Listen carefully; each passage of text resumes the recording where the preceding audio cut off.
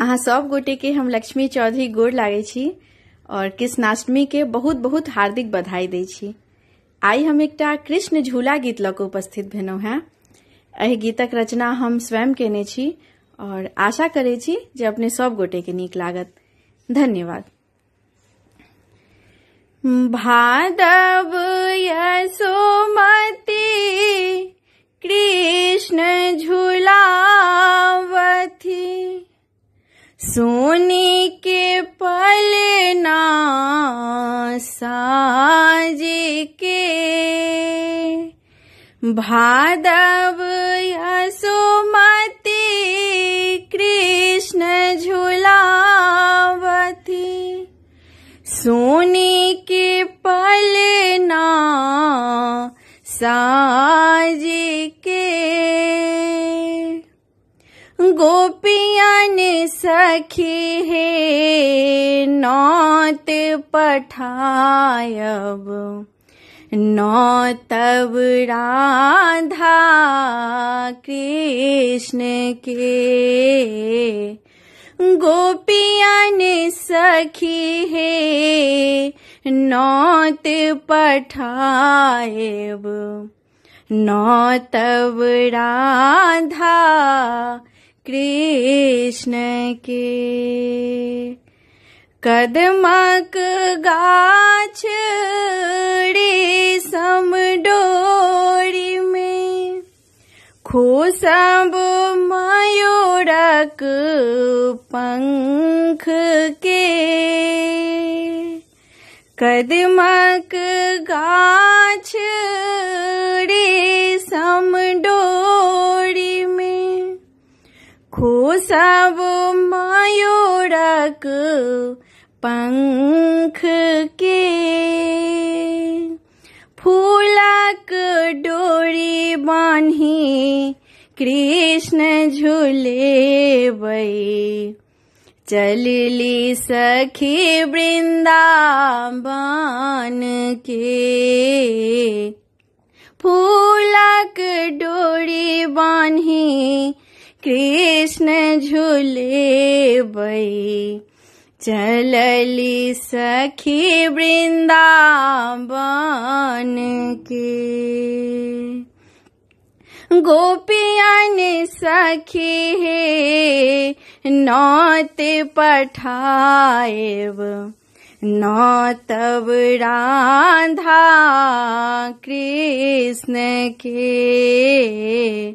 नौतब राधा कृष्ण के। भादव यशोमती कृष्ण झूलावथी, एकरे सखी कहे झूलू मुरारी। कियो कहे झूलबी हम श्याम के, एकरे सखी कहे झूलू मुरारी। कियो कहे झूलबी हम श्याम के।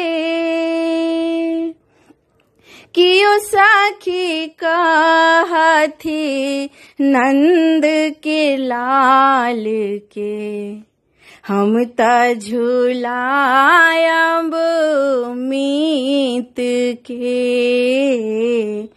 कियो सखी कहथी नंद के लाल के, हम त झूलायब मीत के। गोपियन सखी हे नौत पठायब, नौतब राधा कृष्ण के। नौतब राधा कृष्ण के। भादव यशोमती कृष्ण झूलावथी, कियो सखी रची रची झूला कियो सखी साजाए प्रीत के, कियो सखी रची रची झूला साजे, कियो सखी साजाए प्रीत के,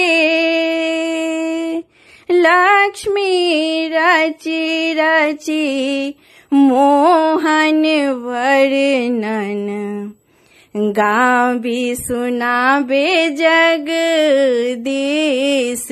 के, लक्ष्मी रची रची मोहन वर्णन, गावी सुनाबे जगदीश के, गोपियन सखी हे नौत पठायब, नौतब राधा कृष्ण के, नौतब राधा कृष्ण के, भादव यशोमती कृष्ण झुलावथी, सोने के पलना साज के, गोपियन सखी हे नौत पठायब, नौतब राधा कृष्ण के, गोपियन सखी हे नौत पठायब, नौतब राधा कृष्ण के,